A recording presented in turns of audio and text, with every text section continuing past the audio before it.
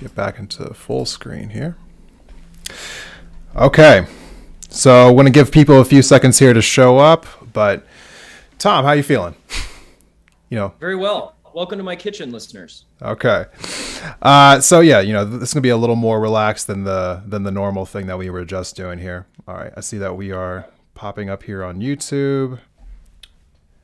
Make sure we are on Twitch. All right. Looks like we are good to go on both fronts. Oops, look at that. All right, Tom. So, for those who, weren't involved in the normal part of the podcast, I'm just going to have you reintroduce yourself one more time here. So, thank you for coming on to the podcast today. Can you just tell everyone what office you are running for again, and just, tell me another, a brief reason why you are running for office? Hey all, my name's Tom Winter. I'm running for Montana's new Western Congressional seat. That's, since it's new, that's Kalispell, Missoula, Bozeman, and then the small towns in between, including Libby down to Darby, everyone's favorite Peaburg. Please, people of Peaburg, vote for me. I was formerly a House rep for House District 96 in the state of Montana. It's a district that voted for President Trump plus 11 points, was held by a Republican. I'm a progressive Democrat. I worked as hard as I could, along with a team of dedicated volunteers and supporters across the state, to knit that community and my community back together. I was able to win people back from the politics of division and honestly the politics that was fleecing them in order to represent them more faithfully. And I did that in the State House in Helena. Now I'm running for the Western Congressional District to do the exact same thing. Everyone knows we are not getting government. And I know that too, because I was in it. And I'm fighting for you to ensure that your worth is represented in Washington.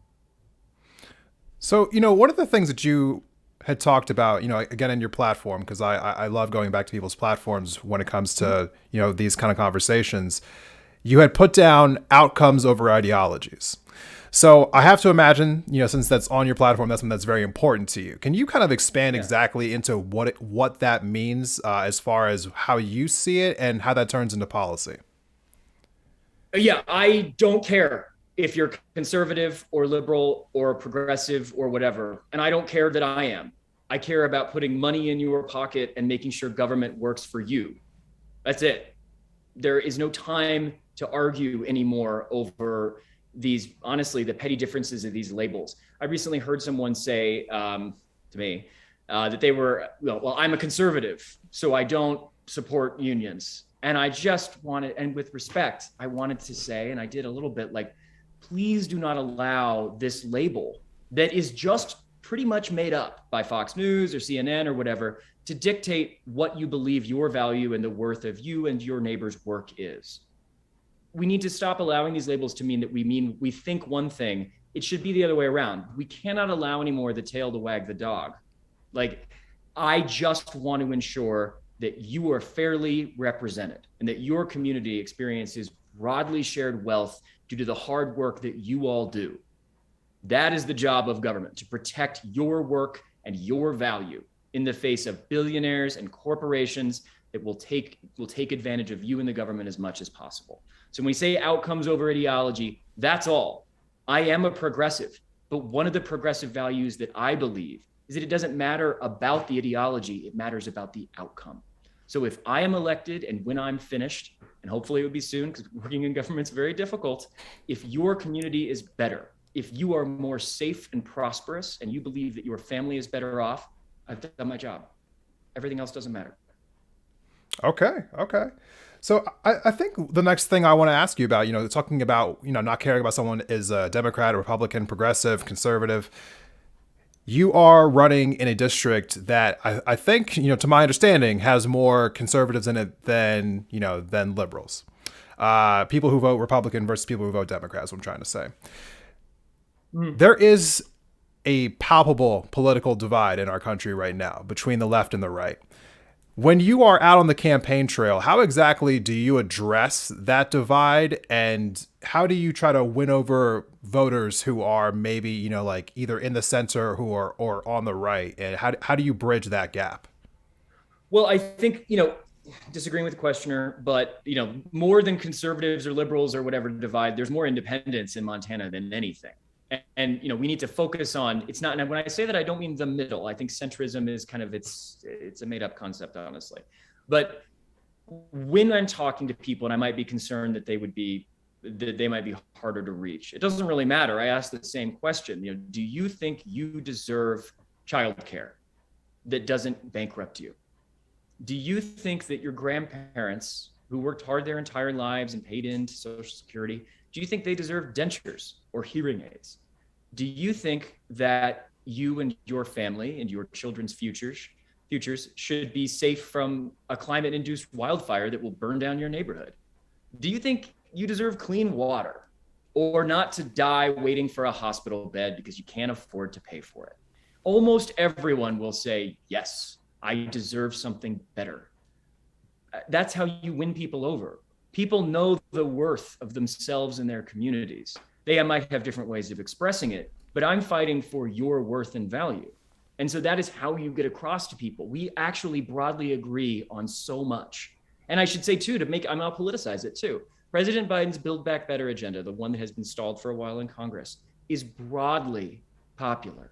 Democrats and Republicans. The things I was just talking about, all of those are embodied in that legislation. Right now, it is being blocked by Republicans en masse and some Democrats. The reason is because that would empower people over the currently wealthy and people who are in charge. And it would ensure that people are actually given the things that they know they are worth. And so when I'm saying this, there are political answers to these things. It's not just you are worth it. It's just not that your community deserves these basic functions. It's that there's a political answer, and it's already there. And I am trying to bring that to our community. So I'm glad that you brought up climate change during that, because, one of the things that I also wanted to mention, like while we were having this conversation, is that it feels as though that has more or less taken a back seat, in the last couple of years, while we have been, rightfully addressing a pandemic first and foremost. But now it felt like we just never made time to deal with the climate crisis alongside of that. What exactly is it that you would like to do to address this, and how can we move forward from where we're currently at? We only have a few years to keep warming under 1.5 degrees Celsius by the end of the century. People's eyes are already glazing over because I'm saying numbers, and I understand. But if you want your kid, so I'm 35. If you want your later years, if you want your children and your grandchildren and your community to look this world to look anything like it does now, do you want to have trout in your streams? Do you want to have elk to hunt? Do you want to have a forest at all, or a home that's not burning down? You do. I know you do. And I know that we all know now, we can all agree that climate change is what threatens this. The house I'm in actually is the wildfire last year came within like a half mile. And I would just urge everyone, I never thought it would happen to me. And then I was helping get my neighbors out, evacuating my neighbors, and dropping 60-foot ponderosa pines with a chainsaw and panicking as the fire came closer and the firefighters said they would not actually be able to defend my home. I don't wish that on anybody. And I didn't lose my house, but my neighbors did. We need to address this now. Previous leaders have just not done it. A previous generation, honestly, has enriched themselves off the backs of destroying the climate for the future. And the reason we're still not getting any movement is for that same reason and that same group of people. There is, like I said, there is already an answer. Mine is the largest untapped wind potential in the developed world. We are literally, for years, over a century, we pulled coal out of the ground, copper, to electrify the nation. And we got wealthy off of it. If you've seen Butte, you know that town used to be a lot bigger. It still pulls money out of the ground. Crow Coal over in Colstrip. We are still turning the lights on for the nation. But we allow a certain wealth and energy to pass right through our fingers, and it's the wind blowing in Great Falls and everywhere else. We have the ability to harness that for the enrichment of our communities and ourselves, and also to ensure that climate change is slowed, if not stopped, by generating power from renewable resources. President Biden's Build Back Better agenda, it has $555 billion to get that power that we would create in Montana to large, rich cities that we can sell it to. When I imagine many people who count themselves as conservatives or Republicans, They don't want to hear this. They would say that, renewable is stupid. What about the wind? I don't really care. I don't do either. Do you want investment in your community? Do you want the government to put billions of dollars into Montana? So do I. Why do we care that it comes in the form of green energy? Why do we care at all? I just want them for my people and for my community. And we can do that by harnessing the wind that currently just blows away. And so that is one concrete step we could make that is already written legislation before Congress. And I would support that if elected. I mean, hands down, 100%. It's one of the ways that we can ensure that in the future, Montana continues to benefit from this beautiful landscape we have without really harming it, and still being able to sell some of the resources we have to larger cities in the West Coast, which honestly has been the bread and butter of our economy for the greater part of 50 years. Okay. So, my final question for you here, and I probably should just ask this prior, but, sometimes things get a little out of whack when you're doing these live things. So, I mentioned before what I described as a political divide, amongst voters here, like on the ground. But let me talk more specifically about the divide in the halls of Congress, the one that you're trying to enter. If you are elected into Congress and you are trying to get legislation passed, you're most likely going to have to, at some point, work with people across the aisle, or at least you'll have to interact with these people on a day in and day out basis. How do you plan to work with, I guess, our current Republican Party, who seems to be very oppositional to doing any work with Democrats? And do you think there is a path forward where the House can be a little less divisive than it currently is? There is. And I'm going to be a broken record, but if you take it to the people and you ask them if they deserve things like teeth when they're old or childcare rather than getting fired from their job for taking care of their kids, they say yes. Again, these are broadly popular programs. What you do is I have been able to win over Republicans specifically who voted for Trump, voted for me as well, on the strength of the idea that we deserve more. Now, having said that, when I was in the legislature, I wrote 24 bills. This is the Montana legislature. Democrats were serving in the minority. I wrote 24 bills and passed 4. I believe both were either record for a freshman or very high. I am able to work with the other side when need be to get things passed. But there's also this idea that you cannot this whole idea of bipartisanship for its own sake. I just disagree with it. It's just not, and I think voters do too. It's interesting how you often hear, I think, really wealthy candidates and people who are already bought into the system, Democrat and Republican, they'll always say, oh, what voters want is bipartisanship. I don't believe, as a voter myself and as someone who's been around a lot of voters who don't necessarily agree with me, supposedly, it's not that they want bipartisanship. It's that they don't want to be demonized by one side or the other. They want someone to work on their issues that their community needs. And regardless of party, it's this idea that we're going to be like walking across the aisle, millionaire to millionaire. Can we just act like we're doing something with the Democrats and the GOP together? I don't like that. That just empowers people who've been in power for too long and failing us forever. True bipartisanship is talking to your neighbor, different views, but talking about your shared values. So if we're saying in the halls of Congress working that way, being a rural Democrat, actually there's a lot of overlap because so many of the GOP held districts are rural as well that we could work on. And that includes, like I was saying, energy independence in the form of clean energy. That includes reforming PILT. That includes, I can go into the wonky details of why there are so many ways that what happens in Wyoming, Idaho, North Dakota, South Dakota, Utah, those are places that are dominated by Republicans. Montana needs a lot of the same things they do. And just because I'd be a Democrat wouldn't mean I wouldn't be fighting for the dignity of my community alongside the dignity of those. And if that meant working together with their representatives, of course I would. Again, it's outcomes over ideology in this case. I want to make sure that after my time in office, my community is stronger and wealthier than it was before. And that's it. Okay. Now, do we have time for a couple audience questions? Is there an audience at all? There is. There is. Yes, bring it on, guys. Okay. So it looks like we have a question from a voter in Missoula and one from a voter in Bozeman.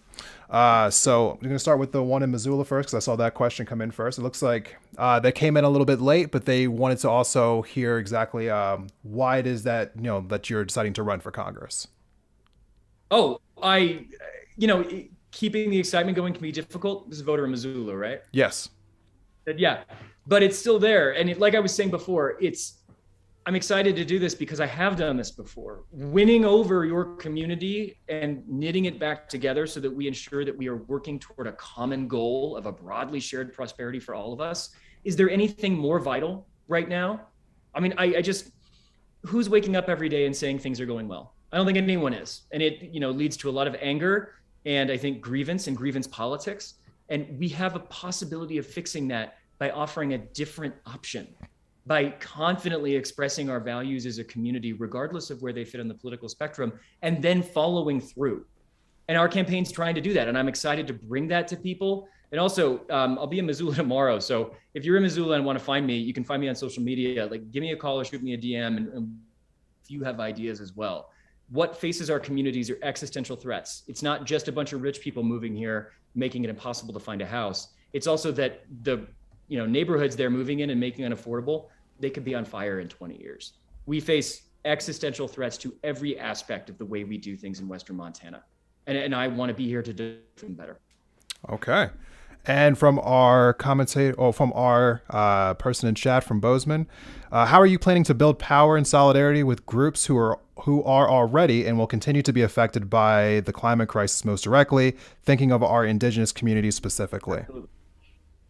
Absolutely. It's just a privileged white guy named Tom here. We really, honestly, the world doesn't need to hear from people like me anymore, I would say. And I believe that humility when speaking, especially about communities of color, must always be practiced. Now, this question has been asked this way, so I think I want to speak to it, which is that environmental racism has been a feature of, especially around the federal government and indigenous policy since the founding of the Republic. Many tribes have been pushed to areas of the country, and especially in Montana, that are especially prone to drought and wildfire. And the federal government must move in concert with the tribes, which are sovereign nations, and in a spirit, I would say, of brother and sisterhood, in figuring out ways to combat climate change, but also ameliorate the current effects of climate change. Most of eastern Montana is already in a decades-long drought. Northwest part of the state, that's part of the Blackfeet Res, the Flat Salish Kootenai also under drought. These things are not going to stop. And there needs to be an understanding, I think, of restorative justice when it comes to dealing, especially with Native communities and the federal government when it comes to climate change. A historical wrong was done and is done every day. And it continues to be done even worse as indigenous communities face the brunt of climate change caused by an industrialized society of which they were cut off for centuries. The benefits were not given to those communities or are not part of those communities. And instead now they only are forced to face the brunt of the negative effects. And, I think we're seeing, especially under Deb Haaland's leadership and the Department of the Interior, a change. And that change is just hopefully just the beginning. And, I want to make sure too, anyone listening, if there's any possibility our campaign can assist in young Native leaders, leaders of color, or really anyone who wants to get involved that doesn't feel like they've been part of this system, contact us.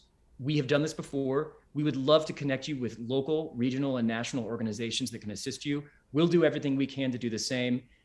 The idea is making sure that representation also increases, because the best advocate, as I've been saying, around unions or any other group, the best advocate for a community's values and needs and honestly what they deserve are members of that community themselves. And so if you're asking this question, please do not hesitate to send me a DM if I've answered this in an inappropriate way or if you have any other ideas. We want to do this right. We also want to open the door for others to do even better. Okay. And I think we have one final question here. It looks like, what is your advice to those that want to reach out to their neighbors and have a discussion, about flare-ups, like something that you care about? I think, just talk about politics in general. Just, how do you actually, do it in this climate? I am about to, after this, I'm going on the doors. So going door to door up in Kalispell. And so, I think if you're in Missoula or Bozeman, someone might be like, good luck. Because it's a very Republican area is how it would be described, I think, the Flathead. But the thing is, I'm going to go up there. I'm not worried. I'm going to go door to door and talk to people about our shared values. And again, it's a broken record, but do you think as a Montanan or as a flat person who lives in the Flathead or as a person who lives in Kalispell that you deserve childcare so you don't get fired from your job for taking care of your kids? Do you think your grandparents deserve teeth and hearing aids? Do you think that the road should be paved so it doesn't destroy your truck? These are things that everyone's going to say yes to. And you start with those common issues. If you're a progressive, you might be hearing me say things that are progressive, right? The idea that everyone has inherent dignity, and that the government should be part of providing that because it's a shared enterprise, and that we can all move forward and get better and better and achieve progress through communal effort. That communal effort can be as easy as what I'm going to do in an hour.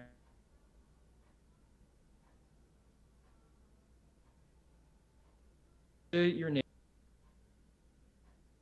I think we clipped off there. Can you hear me? Oh, yep, I can hear you. Yeah, it froze there for a second.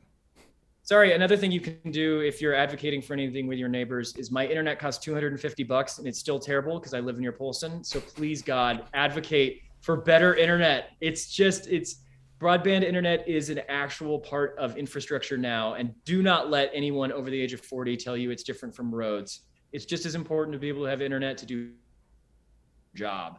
And, if I just clipped off there, it's because my internet's terrible. It's all good. Tom, thank you so much for coming on today. I really do appreciate it. For those who are listening right now, and obviously, this is separate from the rest of the podcast, where can they find you? How can they get in touch with you and your campaign?